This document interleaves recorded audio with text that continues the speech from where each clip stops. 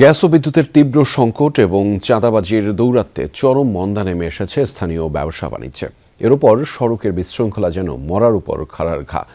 এতে প্রতিদিনই বিপুল আর্থিক ক্ষতির মুখে পড়ছেন রাজধানীর ব্যবসায়ীরা।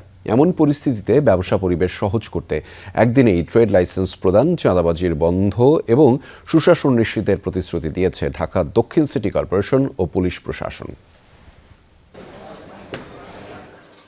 ধারাবাহিক জ্বালানি সংকটে কমেছে উৎপাদন, ফলাফল বেচাকেনায় ধস। সঙ্গে যোগ হয়েছে নানা প্রশাসনিক জটিলতা, ট্রেড লাইসেন্স নিবন্ধন আর নবায়ন ফি বৃদ্ধি। চাঁদাবাজির উৎপাত থেকেও নেই রেহাই। ব্যবসা পরিচালনায় হিমশিম অবস্থা ব্যবসায়ীদের।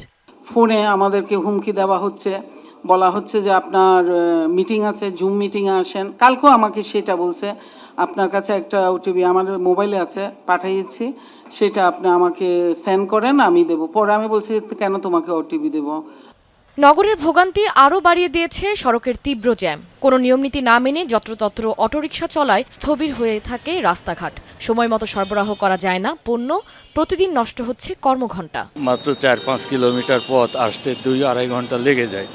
আমরা সময় মতো অফিসে পৌঁছাতে পারি না।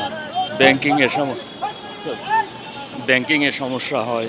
সবচেয়ে বড় সমস্যা হচ্ছে অটোরিকশা। সর্বক্ষেত্রে ইভেন এরা এত বেশি ডেসপারেট হয়ে গেছে যে এদের সাথে পেরে ওঠা যায় না। একটা বাস গেলে তার 50টা অটোরিকশা সামনে থাকে, প্রচুর জ্যাম। আর এখানে ছিনতাই বেশি হয়।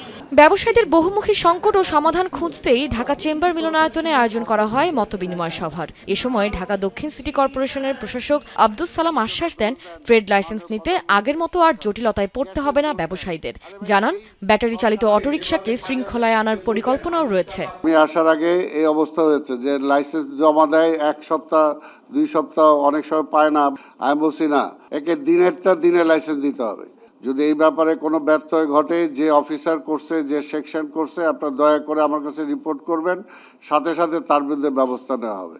মাননীয় প্রধানমন্ত্রী মানবিক, উনি বলতে ঠিক আছে, এরা তো বাংলাদেশেরই মানুষ, এদেরকেও একটা বিকল্প ব্যবস্থা করতে হবে। ওরা সমাবেশ করে বলতেছে ওদেরকে সরানো যাবে না। ভাই, আমরা তো উচ্ছেদ চাই না, কিন্তু একটা শৃঙ্খলায় তো আসতে হবে। রাজনৈতিক পরিচয় যাই হোক না কেন, চাঁদাবাজি করলেই কঠোর পদক্ষেপের বার্তা দেন ডিএমপির এডিশনাল কমিশনার। ইতিমধ্যেই কিন্তু অনেক গ্রেফতার করেছি। বর্তমান সরকার অত্যন্ত কঠোর এই বিষয়ে। চাঁদাবাজির যে কোনো ঘটনা যদি ঘটে, সেটা সরকারি দল হোক আর অপোজিশন যারাই হোক না কেন, আইনের ক্ষেত্রে সর্বোচ্চ শক্তি প্রয়োগের জন্য নির্দেশ আছে। সভায় জানানো হয়, প্রতি শনিবার নাগরিকদের ভোগান্তি সরাসরি শোনার উদ্যোগ নিয়েছে city corporation. Kashfia Ruhi, Jamuna news, Dhaka.